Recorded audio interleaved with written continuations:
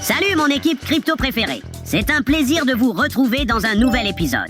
Ce n'est un secret pour personne que les crypto-monnaies deviennent de plus en plus populaires chaque jour et tout le monde veut en savoir plus à leur sujet. Mais où trouver des informations fiables? Eh bien, aujourd'hui, j'ai trouvé des vidéos éclairantes d'un type qui est, sans exagération, l'un des plus célèbres dans le monde de la crypto. Vitalik, le créateur d'Ethereum. C'est vraiment un gars qui vaut la peine d'être écouté. Alors ne perdons plus de temps. L'une des grandes leçons pour la communauté concernait le genre de stablecoin et les affaires de Luna. On en est arrivé à un point où les penseurs basés sur les principes se sont un peu démoralisés, n'est-ce pas?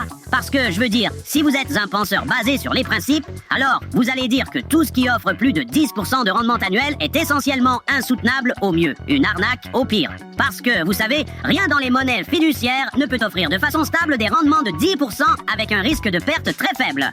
Alors, pourquoi diable on pense que l'espace crypto peut faire mieux? Mais en même temps, vous savez, en 2020-2021, on a simplement vu ce genre de frénésie continue de yield farming et des rendements annuels de 90% sur le yield farming avec USDC ou autre. C'est démoralisant, n'est-ce pas? Parce que je pense que beaucoup de gens ont même commencé à penser que toute cette histoire de raison et de logique n'est en fait qu'un préjugé du World Web 2. Et puis, boum! Et puis, Luna a soudainement appris aux gens que, oh non, les principes ont vraiment de l'importance et qu'on vit vraiment dans la réalité. Alors ça, c'est ce que j'appelle une intervention à la source. Waouh!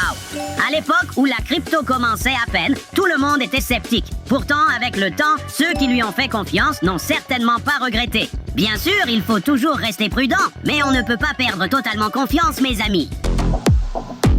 Ceux qui ont investi tôt dans les crypto-monnaies ont décroché le jackpot. Mais qu'en est-il de ceux qui ont raté le coche? Quel avenir pour cette industrie? Eh bien, écoutons ce que Vitalik a à dire à ce sujet. Alors, Ethereum, en l'an 2032, vous avez un nœud. Votre nœud fonctionne sur votre téléphone. Toutes les 12 secondes ou 32 secondes, ou quel que soit le nombre sur lequel on se met d'accord, vous téléchargez 3-6 mégabits de données, vous hachez ces données, vous effectuez quelques équations de courbes elliptiques pour vérifier un snark. Et c'est tout. Vous savez que le bloc est valide. Attendez 12 secondes, obtenez 33,6 mégabits de données, hachez-les, effectuez des opérations de courbes elliptiques, vérifiez le snark et valide. 12 secondes plus tard, données, hachage, vérification de la courbe elliptique, valide. Tout le processus devient incroyablement fluide et sans accroc, au point qu'un téléphone pourrait littéralement le faire, n'est-ce pas? Parce que c'est incroyablement léger en termes de calcul.